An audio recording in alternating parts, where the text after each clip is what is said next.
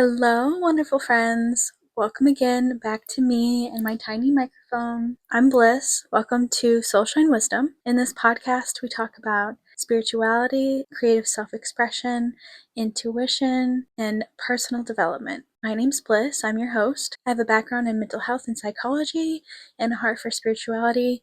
I'm an intuitive, a creative, and a mentor, as well as a guide and coach. And I'm so excited you're here for this episode. I don't know about you, but ever since the 1st of April, I have been on my game. I've been on a roll. I have been, what do the kids call it these days? Locked in. I don't know what it is, but I have just turned a new leaf, had a breath of fresh air, and after several months of not feeling up to it, not feeling up to anything, my responsibilities, I have let my morning routine fall by the wayside. I've been sleeping in. I have not been doing the things, not been doing the to-dos, and not being working towards my creative projects or my business endeavors. I have gotten a new energy, new spark. I don't know what it is, but I am excited and I'm here to kind of share what I've been thinking about with y'all, what I've been thinking about regarding this new energy and what I can share with y'all. So I was watching a video the other day and they were talking about how a lot of times we don't follow through with our goals, or we backslide into our negative habits, or we don't follow our new positive habits because we are negotiating with ourselves. There is a smaller part of ourselves inside that doesn't want these things, that doesn't want to change, that is okay with the status quo, that is okay with how things are, and doesn't want to put in the effort because change is scary and it's uncertain. But the bigger part of ourselves, our higher self, our soul, wants these things for us, wants these beautiful new opportunities and gifts and manifestation, wants our dreams to come true. And she's cheering us on. But oftentimes these smaller part of ourselves, this ego and this fear gets to us because we're negotiating our behaviors and our actions with this smaller part of ourselves that doesn't want the change, doesn't want the dreams to come true, because it means that we have to step outside of our comfort zone in one realm or another. So I decided to just stop negotiating with that part of myself, at least for the most part, because I want the best for myself. My highest self wants the best for myself. My soul and God, spirit, the universe wants the best for myself. I have loved ones and friends and family who want the best for me as well. And they're all cheering me on, and I'm cheering myself on. So why am I letting this small, tiny fear or anxiety or ego get in the way because she's a little bit nervous about it? I have all of these things. I have the whole universe working for me, working in tandem with me to create these things, to create my life and my blessings. And so knowing that I have this creative force that's on my side, universe, God, source, spirit, etc., that wants the most for me, why am I holding myself back? Why hold yourself back when the universe is there to work in your favor? Best case scenario. So I decided, this is the phrase that came to mind for me, and I think it's a beautiful phrase. And I love there's a little bit of sass, a little bit of attitude to it, but that makes it just chef's kiss. And the phrase that came to me was non-negotiable next level behavior. So no negotiating. This is unconditional. We're not discussing it. There's no discussion about it. Non-negotiable next level behavior. So how would the next level version of myself, my higher self, or even just the next chapter version of me, who is well on her way to manifesting the things that she wants to manifest, how would she show up? Show up like that, and don't negotiate, don't argue, don't give yourself excuses or reasons, because that's bullshit. Call yourself on your bullshit and just move forward. Do the damn thing that you say you're going to do, that you say you want to do, because you want it, right? Do you want what you want for yourself? Do you want the best for yourself? Do you want your dreams? Do you truly? Or are you negotiating with that smaller part of yourself that says, no, that's actually a little bit uncomfortable, a little bit uncomfy. I don't know how I'll feel if we make a little bit of change in this area. And I'm actually really just used to playing small and I'm used to, doing things a certain way, and I don't really want to put in the effort right now because excuse and reason and garbage bullshit. So are you going to do that? Are you going to let that small part of yourself stand in your way and bully you and tell you no, when you could go all in and have the universe on your side to make your dreams come true? Another thing, my best friend and I, we are accountability buddies. Accountability buddies, that's hard to say, but we hold each other accountable for our goals, and we text each other about our goals fairly regularly.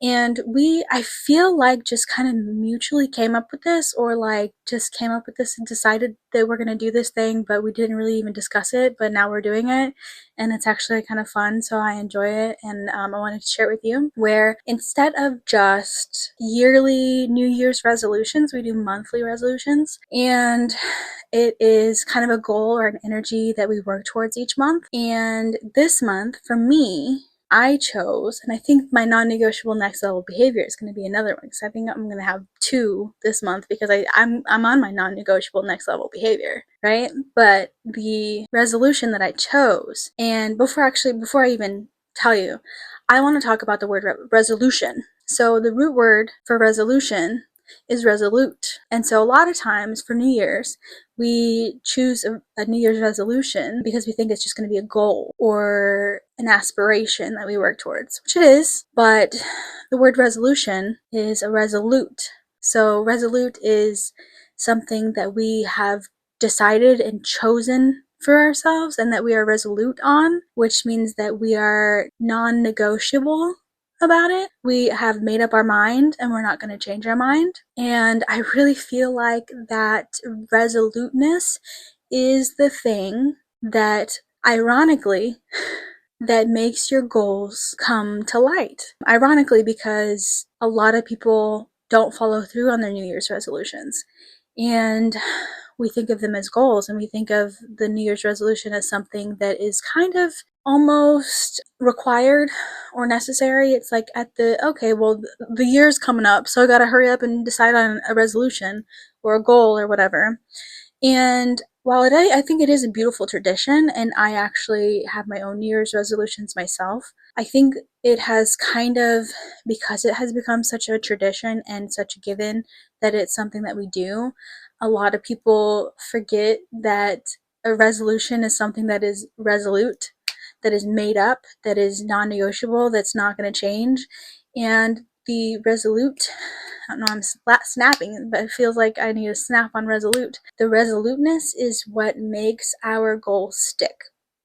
And it's because we make up our mind and we don't change our mind. And this is the secret sauce key ingredient, chef's kiss, that it took for me to quit smoking, because I had decided before, oh, I want to quit smoking, but did I really want to quit smoking? Because I was borrowing cigarettes, and eventually I'd just buy my own pack again. Or I was like, did I want to quit vaping? No, because I kept vaping and didn't really get rid of my vape and blah blah blah. But when I went to quit smoking, when I actually quit, when I really did quit, and I haven't smoked in, I think it was December 2018 when I quit, so it's going on, girl math, 6, 7, 8 years. Yeah, that's a good chunk of time. I'm proud of myself. But I always tell the story this way. I told my ex, which was my boyfriend at the time, that I wanted to quit smoking. And I think it was in the car with him and his mom or something like that. And they're like, oh, you're gonna start smoking. You're just gonna start again in a week or whatever, blah, blah, blah, blah. And it was the spite in me that pulled me through that and decided, you know what? You're wrong. I'm right. I'm gonna follow through. I'm gonna make this happen. And that was what made me resolute. I was resolute because of the spite, because I wanted to prove them wrong, and I knew I could. So I did. And yeah, so it's the resoluteness. It is the made up my mind, can't change my mind, blah, blah, blah, blah, nanny, boo, boo. Part of us, when we choose our goals and we stick to them, that's what makes them come to fruition. Otherwise, it's just a hope or an aspiration or a dream. But showing up every day, taking the steps, doing the thing, made up your mind, non-negotiable, that's what makes you follow through. So, circle back to this month's monthly resolution. Yeah, so we talked about next level non-negotiable next level behavior. So my resolution for this month was radical self-honesty. So radical self-honesty means that I don't lie to myself. I don't kid myself. When I say I want to be more responsible with money, which is something that I guess it wasn't a New Year's resolution, but it's just a goal that I've had for a while. When I say I want to be more responsible with money, I have to be honest with myself and say I don't actually need this thing that I'm trying to convince myself that I need. And if I buy this thing that I don't need and make this impulsive or frivolous purchase, I am not honoring the part of myself that wants to be more responsible with money. And I have to be honest with myself about that. I can't just be like, well, it's not that bad. It's whatever. It's like, no, I am not honoring the part of myself that wants to be responsible with money, the part of myself that wants to work towards this goal. And I was listening to speaking of being more responsible with money, I was listening to a podcast yesterday the whole podcast is about overcoming overspending. I think that's actually what it's called, overcoming overspending. And this one was about self-trust and how self-trust kind of lends itself into cultivating a better mindset and a better relationship, more responsible relationship with money. And they were talking about radical self-honesty as one of the key components of self-trust. And so you can't really trust yourself if you're not being honest with yourself. I have to be honest with myself and say, actually, it's not cool that I be drinking caffeine at like 5 p.m. Actually, it's not cool that I said that I was going to do this thing and I didn't do it. And sometimes, if I make a to-do list and it's a little bit audacious and it's a lot of things that I actually can't always get all of the things done, I can understand and be honest with myself and say, well, I did do my best. I did get a lot of these things done, but I also am honest with myself by saying I probably put too much on my plate for that day. And if I'm being honest, that's cool. But if I'm just saying, oh, I got too much on my plate for today, I can't actually get any of it done, that's not really being honest with myself. That's just being like making an excuse. So another one of my goals is to be healthier, to eat healthier, have a healthier relationship with food, and to lose weight. And my guilty pleasure is ice cream. I can't be trusted with ice cream in the house, to be quite honest. And I know this about myself, but for a long time, even up until very recently, I have been buying ice cream and bringing it into the house and consuming a thing of ice cream in like 2 days. And I know myself. I know I'm going to do that. And I can make the excuse and be like, I'm going to have more willpower this time, but that's not being honest with myself. Or I can say, well, it's actually not that big of a deal. I'm not being honest with myself because I'm not honoring that part of myself that wants to be healthier, that wants to achieve that goal. So radical self-honesty is another important component that I am including in my monthly resolution. April has been bonkers, crazy, wonderful so far. I planned out my next 3 months a few days ago. I think it was a few days before the first of the month, and I used this method called Big Paper Planning Day. I can't remember who created the method, but she has a YouTube channel. She has a couple of videos on it, and then also I haven't done her Big Paper Planning Day like workshop, but she also has a workshop on it. I planned out the next 3 months, and she talks about making abstract goals. My abstract goals are to be more responsible with money, to work toward my coaching business, and to make space for magic and creativity. And for each of these abstract goals, they have an action menu of actions that I can take daily that would work towards each one of the goals. And the point is to take at least one action towards each of these goals each day. And when I do, just because of how I set it up, I get a little star sticker on the day of the week I have like a calendar cut out for April, May, and June. And each day, if I do all 3, then I get a sticker because we're on first grade best behavior incentives, right? But it's a fun little way of making sure that I am actually taking steps and actions towards my goals, and I have done so each day. And then another thing that I have put on my Big Paper Planning Day, which is kind of a goal, but also it's just kind of an experiment, because she was talking about how she does some things as experiments. I chose to aim to do at least 18 creative projects in the next 3 months, which is, if you do the math, girl math, it's about 1 project every 5 days. So I have done the Big Paper Planning Day, and I chose that as my first project, even though I did it a couple days before May started. I have done a daily dopamine menu, so I have a list of things that I can do when I don't want to be scrolling on my phone. And I just published my first podcast episode / video on YouTube, and I had to finish editing that, so I chose that as my third creative project. I have 3 projects in, and it is the 4th of April. I had 3 projects in the 3rd of April. So I am well on my way to doing 18 projects in 3 months. But that is something that I wanted to do because I am a creative. I love creating things and doing things and making things. And I feel like I have neglected my creative expression, my creative projects for a little too long, and I have not made space for my art and my creativity. So I thought that that would be a great experiment to try and do the 18 projects.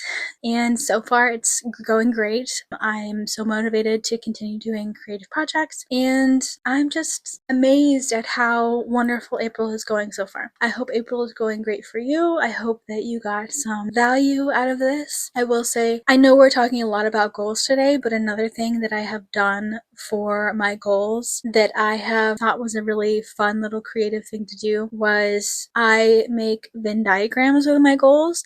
So I have 3 major goals: being more responsible with money, eat healthier, be healthier, lose weight, and to work on my coaching business. And each of these goals I put into like a 3-circle Venn diagram, and where each one of these goals overlaps or connects, there is an action that I can take that works towards both of those goals in tandem. So we are feeding 2 birds with one stone, as they say. I've also been doing a lot of reading. I am back on my night routine as well. So each morning I do a morning routine, which usually consists of meditation, breath work, journaling, which I usually do morning pages, and EFT tapping. So that's generally what I'll do in the morning, and I really only can do that if I wake up early in the morning, and I hadn't been for a long time, like several months, and that's not like me because I usually do my morning routine every day. It really helps with my nervous system regulation, and so I started waking up early enough to do my morning routine this week, and I'm just so psyched about it. But another thing that lends itself to waking up early enough to do your morning routine is to doing a night routine. And for me, this consists of, and for you, I hope it also consists of, giving your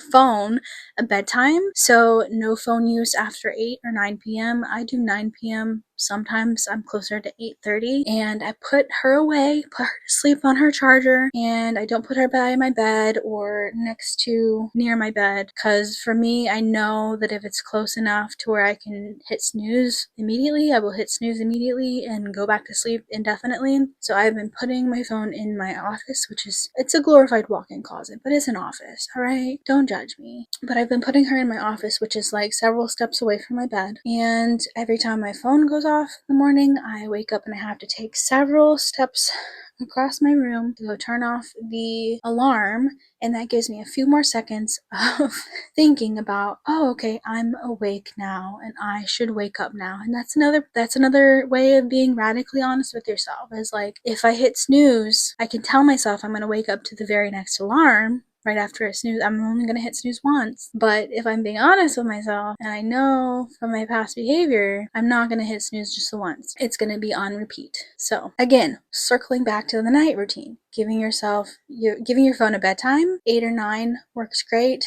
Putting on the charger, setting the alarms, don't look at it, no more screen time. And then I spend the rest of the time, I dim my lights, because melatonin helps. It helps the release of melatonin when you dim your lights. So dimming the lights, and I spend the rest of the time that I'm awake. I don't really give myself an exact bedtime. I just start my night routine and just fall asleep when I do. So I will spend time journaling and or reading. So some other things you can do are stretching or yoga, which are really good to release any tense muscles and wind down for bed. You can take melatonin if you need help sleeping, which is just a natural supplement that corresponds with the chemical that is released in your brain when it's time to go to bed. I also sometimes do a little bit of breath work. You can do some meditation, really just anything that helps you wind down for the day. So that is some of my non-negotiable next level behavior. I would love to hear what some of your non-negotiable next level behaviors are. What is something that you're going to implement, a habit or an activity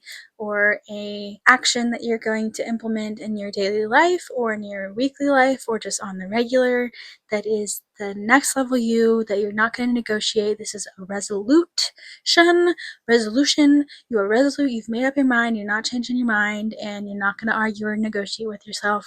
What are you doing? Let me know. Comment below if you like this and you enjoy content on creativity, self-expression, self-discovery, intuition, self-development, etc. Make sure you subscribe. I will be back with more when I'm back with more. I don't want to make any extra promises. I am feeling like I'm on a roll right now, but I do want to be radically self-honest with myself and not say that I'm going to show up in a week, because I might not be able to show up in a week, but hopefully I will be back very soon with more content. Let me know in the comments what you want to hear about, and make sure you like and subscribe. And it was great to chat with you. All right, I will see you next time. Bye.